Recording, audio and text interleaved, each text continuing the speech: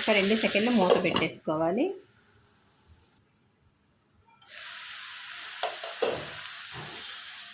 ఒకసారి కింద నుంచి పైకి అట్లా కలిపేసుకోవాలి.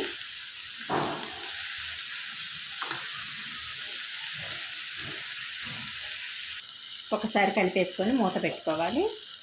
తోటకూరలో కొద్దిగా వాటర్ వస్తాయండి. మూత పెట్టడం వలన ఈ ఆవిరికి కూడా కొంచెం వాటర్ వచ్చి మంచిగా కుక్ అవుతుంది తోటకూర. 1 టేబుల్ స్పూన్ కారం వేసుకోవాలి.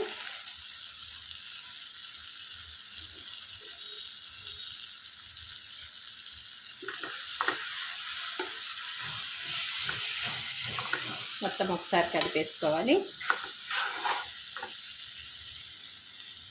1 నిమిషం పాటు మూత పెట్టేసుకోవాలి.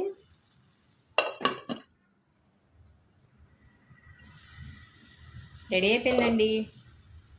సులువుగా, ఈజీగా, టేస్టీగా మామిడికాయ తోటకూర కర్రీ అండి. ఈ కర్రీ వేడివేడి అన్నంలోనికి, చపాతీలోనికి చాలా బాగుంటుందండి. మీరు తప్పకుండా ఒకసారి ట్రై చేసి చూడండి. సింపుల్ రెసిపీని ఎలా వచ్చిందో కామెంట్ చేయండి. మరిన్ని టేస్టీ రెసిపీస్ కోసం అంజు రుచులు ఛానల్ని సబ్స్క్రైబ్ చేసుకోవడం మర్చిపోవద్దండి. Thanks for watching. బాయ్ అండి.